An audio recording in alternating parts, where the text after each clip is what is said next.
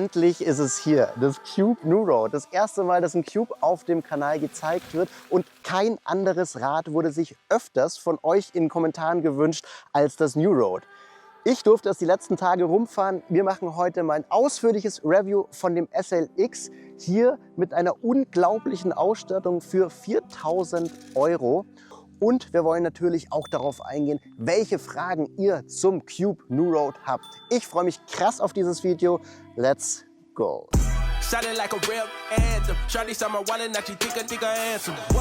Hier haben wir jetzt das zweiteuerste C62 New Road im Test mit einem Endpreis von 3.999 € und das ist irre. Allein die Laufräder kosten 1.000 €, die Schaltgruppe kostet ungefähr 1.500 € und wenn man sich das alles selber konfigurieren würde, wäre man insgesamt bei einem Preis, der den Einkaufspreis für so einen Händler eigentlich übersteigen müsste, damit der auch noch was verdient an dem Ganzen. Wir schauen uns aber später noch mal ganz genau an, wo vielleicht bei den einzelnen Modellen auch gespart worden ist, um dann am Schluss ein bisschen besseren Preis auch zu realisieren. Das Spannende an dem Rad selbst ist, dass es eine 50 mm Reifenfreiheit hat, überall Anschraubpunkte, wo man sie benötigt. Richtig leicht wird es dann durch die verschiedenen Ausstattungsmodelle, hier beim SLX unter anderem durch eine Carbon-Sattelstütze und einen Carbon-Lenker von Newman, aber vor allem durch den Laufradsatz von ZIP, den 303 Explore S, den zweitbesten von ZIP im Gravel-Bereich und hier noch mit der zweitbesten Schaltgruppe, der SRAM Force AXS.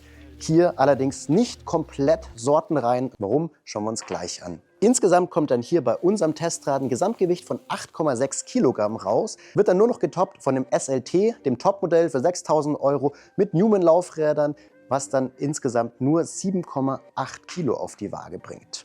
Die Geometrie baut sich so auf: 71,5 Grad Lenkwinkel, 73,9 Grad Sitzwinkel und das Ganze ist eben so konzipiert, dass man es mit einer runden Carbon-Sattelstütze fahren kann, die keinen Offset hat. Das heißt, du wirst als Fahrer durch den Sitzwinkel und durch die normale gerade Sattelstütze so über dem Tretlager positioniert, dass du mit einer sehr nach vorne geneigten Körperposition mit einem Stack to Reach von 1,44 richtig stark in die Pedale treten kannst und dazu noch einen eher racigen Vorbau mit 100 mm Länge hast. Ich habe das Rad jetzt in Rahmengröße M, bin 1,80 Meter groß und habe eine Schrittlänge von 83 cm. Mein Sattel ist auf 77 cm ausgefahren und ich habe hier eine Sattelüberhöhung von, ich würde jetzt mal schätzen, ja, 7, 8 cm. Und das ist für ein Gravelbike schon verdammt viel und auch ein gutes Indiz dafür, wo dieses Rad eben brilliert.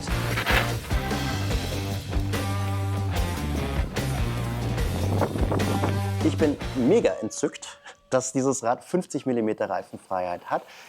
Dadurch muss allerdings auch das Heck ein bisschen länger gebaut werden. Das Rad hat vergleichsweise lange Kettenstreben zu anderen Race-Gravel-Bikes, aber dadurch eben diese besagte breite Reifenfreiheit. Hier kommen 45 mm breite Schwalbe G1 RX Reifen drauf, die in der Reifenbreite auch wie die Faust aufs Auge auf die Innenmaulweite von den ZIP 303 Explore S Felgen passen. Mit einer Felgeninnenmaulweite von 32 mm ist das tatsächlich eine der breitesten Gravel-Felgen und das sorgt dann eben dafür, dass der Reifen ganz besonders aufgespannt wird und du recht niedrig mit dem Reifendruck gehen kannst und das dann eben auf Waldautobahnen alle Unebenheiten mit einem niedrigen Reifendruck wegbügelt und dir trotzdem super viel Grip in Kurven gibt. Trotz eher raciger Geometrie wird hier auch nicht an Anschraubpunkten gespart. So kannst du das Rad dann auch für Bikepacking-Trips verwenden. Wenn du zum Beispiel Anything Cages hier vorne an der Gabel verschrauben möchtest, geht das mit deren eigenen Tochtermarkenprodukten.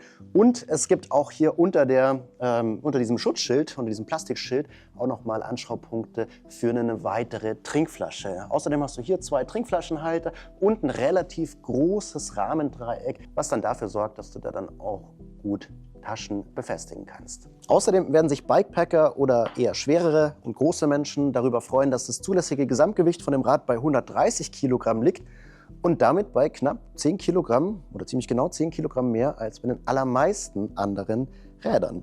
Interessant fand ich auch hier, dass da unten Anschraubpunkte für einen Ständer sind. Eher ungewöhnlich bei einem sportlichen Rad, aber wenn man jetzt mit Taschen unterwegs ist, kann es durchaus sinnvoll sein. Oder auch als Pendler. ein gern gesehenes Accessoire. Was ebenfalls cool ist, ist, dass hinten am Hinterbau, auch an der Brücke, bereits Anschraubpunkte sind für ein Schutzblech, was es ebenfalls von Cube unter dem Namen Acid zu kaufen gibt. Insgesamt ist das Rad so vom ganzen Design und von der Formensprache eher schnörkellos, unaufgeregt und es gibt auch keine großen Cube-Logos, wie es bei den Vorgängermodellen der Fall war.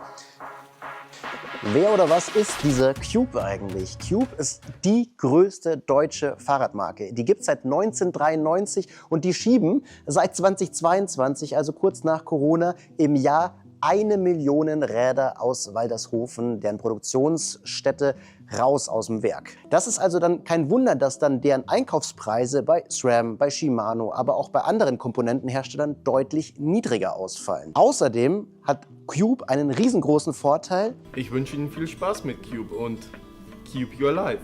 Der gleiche junge Mann, der 1993 Cube im Büro von seinem Vater gegründet hat, ist immer noch der alleinige Inhaber von dieser riesigen Firma. Und deswegen haben die nicht so den Druck von irgendwelchen Investoren, die darauf pochen, dass das Unternehmen unbedingt schwarze Zahlen machen muss. Und ich glaube, daher kommen dann auch diese Kampfpreise.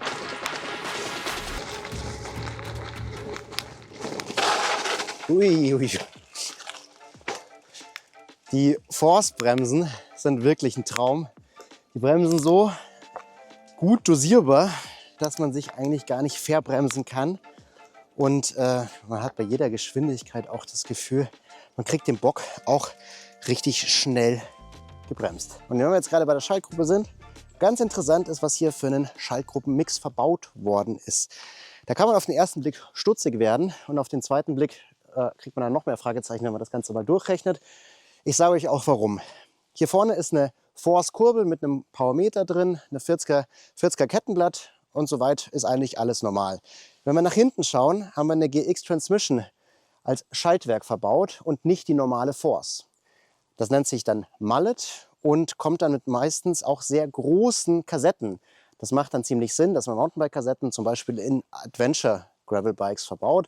Die Kassette ist eine 1052er und die normale Force-Kassette wäre eine 1046er. Und jetzt können wir uns mal anschauen, wie der kleinste Gang funktioniert. Wir haben eine Steigung von 11%. Ich bin im allerkleinsten Gang, ja, und trete relativ gemütlich mit. Ich vermute jetzt aber mal, dass diese Kassette gerade nicht die beliebteste bei den Herstellern war und deswegen hat da vielleicht Cube auch eine relativ günstige Einkaufskondition bekommen. Wenn man jetzt Rennen fahren würde, dann würde man jetzt wahrscheinlich nicht mit dem GX Transmission fahren, sondern eher mit einem Force-Schaltwerk.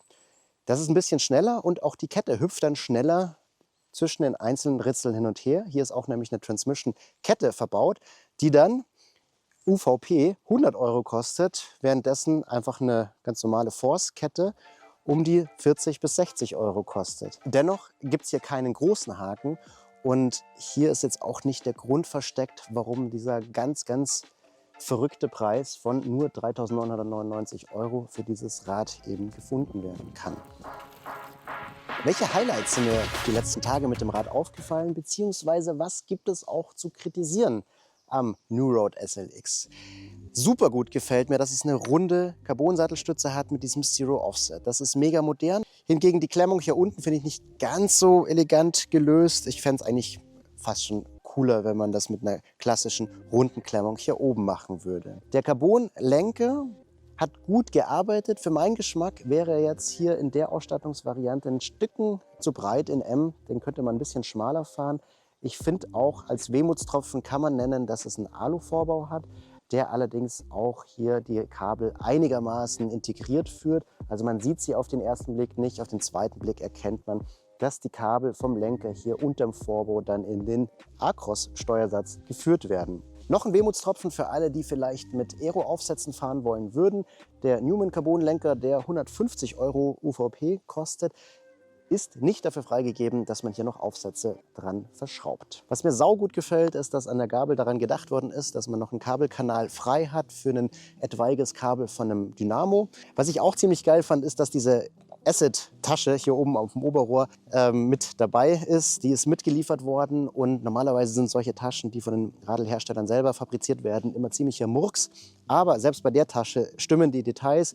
Die hat eine Seiteninnentasche und vor allem, sie ist in der Mitte noch gepolstert, sodass dann der Autoschlüssel oder das Handy nicht rumgewirbelt wird und dann auf den Rahmen drauf trifft. Das ist ziemlich hochwertig. Was mir beim Fahren mit dem Rad richtig Spaß gemacht hat, war zu spüren, wie leicht es ist.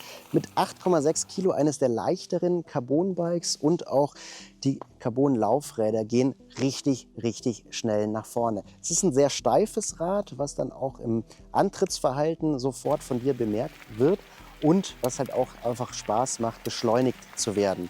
Ich habe damit mehr persönliche Rekorde auf meinen Haus-Gravel-Runden geknackt als mit jedem anderen Rad.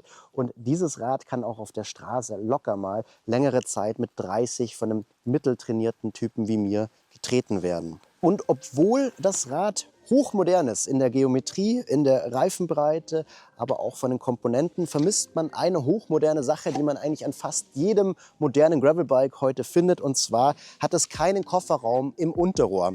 Darauf verzichtet Cube, das macht den Rahmen ein bisschen günstiger in der Fertigung und vor allem auch etwas leichter. Aber der eine oder andere findet sowas super praktisch und das möchte dann auch beim Kauf berücksichtigt werden. Ich habe euch auf Instagram gefragt, was ihr für Fragen zu dem Rad habt und da kam eine ganze Latte an verschiedenen Fragen. Die versuche ich jetzt mal einigermaßen strukturiert hier in dem Teil durchzugehen und auf alles einzugehen. Verglichen jetzt mit Open, Specialized oder anderen Prestige-Brands, auch den Italienern beispielsweise, fällt schon auf, dass das Rahmengewicht sehr hoch ist. Also 1150 Gramm wäre jetzt nichts, was man an einem Ethos oder an einem Dogma findet. Die sind halt auch weitaus teurer und die arbeiten dann mit unterschiedlichen Laminierstrategien, die dann zum Beispiel dann auch nochmal mehr Flex aus einzelnen Streben rausholen. Ich habe jetzt beim Fahren nicht bemerkt, dass das Rad nicht komfortabel genug bei den Sitzstreben beispielsweise ist oder auch extrem schwer ums Bottom-Bracket herum. Das sind alles Sachen, die würden wahrscheinlich einem Rennfahrer auffallen, aber einem Otto-Normal-Graveler tatsächlich eher weniger. Ich finde, was man vor allem merkt, ist diese breite Reifenfreiheit und die hier verbauten 45 mm breiten Reifen. Das ist sehr breit für ein Gravelbike und eben mit dieser besagten Felgeninnenmaulweite von 32 mm bauen die so weit auf, dass du sehr gering mit dem Reifendruck fahren kannst und dann holst du den Komfort vor allem über die Reifen raus.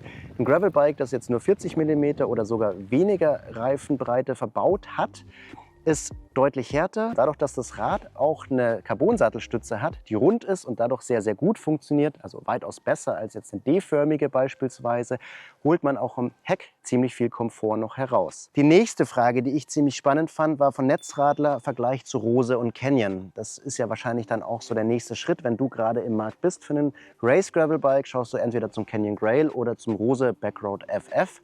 Beides Räder, die wir hier auch schon im Test hatten. Ich habe spaßeshalber gestern mal geschaut, was die kosten. Rose Backroad FF mit einer Force kostet 5.500 €, hat aber dann eine reinrassige Force, ist von der Geometrie ein bisschen sportlicher, hat nochmal ein sportlicheres Cockpit, auch mit mehr Sattelüberhöhung gefühlt. Und für mich war es das schnellere Rad.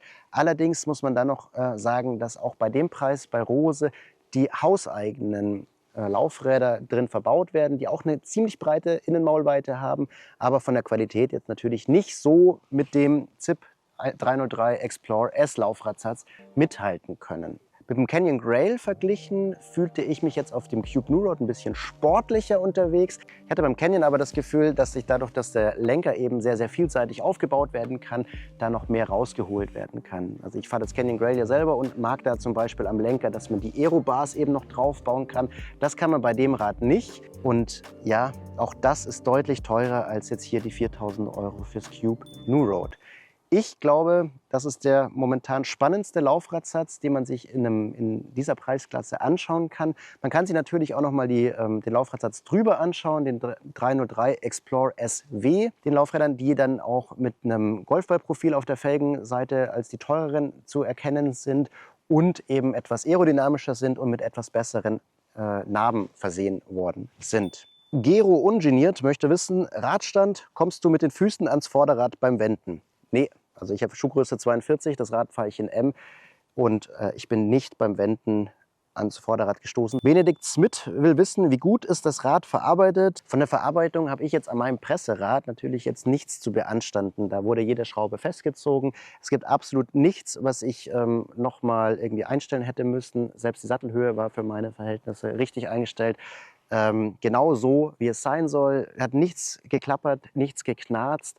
Und ja, da kann ich aber leider jetzt nichts dazu sagen, wie das jetzt ist, wenn du das beim Händler abholst. Ich denke aber, dass der Händler ja auch noch mal ein Interesse daran hat, dass ihr dir ein einwandfreies Rad übergibt, weil sonst stehst du wieder bei ihm im Laden und machst Herz. Merkt man die recht langen Kettenstreben. Was Daniel damit meint, ist, wenn man jetzt einen Race Gravel Bike anschaut, das vor allem auf UCI-Rennen gefahren wird, da wird vor allem darauf geachtet, den Hinterbau so kurz wie es nur geht, ähnlich wie bei einem Rennrad zu halten. Dadurch wird das Rad spritziger, leichter, ein bisschen agiler und man kann allerdings dann nicht mehr so breit mit der Reifenbreite gehen. Das geht auf Kosten des Komforts und ich finde den Schritt, den Cube hier gemacht hat, für einen Otto Normal Race Gravel Bike durchaus vertretbar und eigentlich auch den clevereren Move, um eine breite Masse anzusprechen. Und richtig viele Fragen kamen jetzt eben auch zu der Schaltung, zur Mullet-Schaltung. Boah, Alter. Sie schaltet ein bisschen langsamer, als jetzt eine reinrassige Force-Kassette schalten würde, auch wegen der Kette. Allerdings kann man gefühlt mit mehr Belastung hier durchschalten. Die ist ja auch für E-Bikes unter anderem freigegeben. Und ich fahre die auch an einem E-Bike und da kann man schon mit richtig viel Kraft diese Schaltung malträtieren, ohne dass ja irgendwas davon richtig hart laut schreit. Und von den Gangspringen würde ich jetzt sagen, ist sie absolut okay abgestuft für den Otto Normal Graveler. Es fehlt jetzt kein Gang, auch wenn da jetzt nur 12 Ritzel drauf sind und nicht wie bei einer normalen Force 13 Ritzel.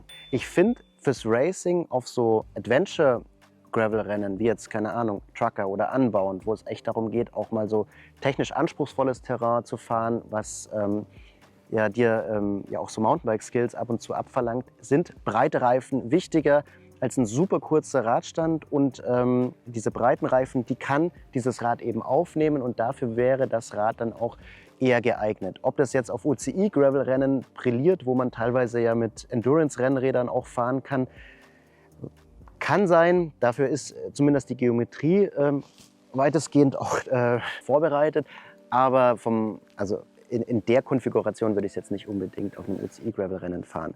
Aber bei einem Adventure-Gravel-Rennen auf jeden Fall. Und eine letzte Frage, die mich so ein bisschen nachdenklich gestimmt hat. Ist Cube endlich cool geworden?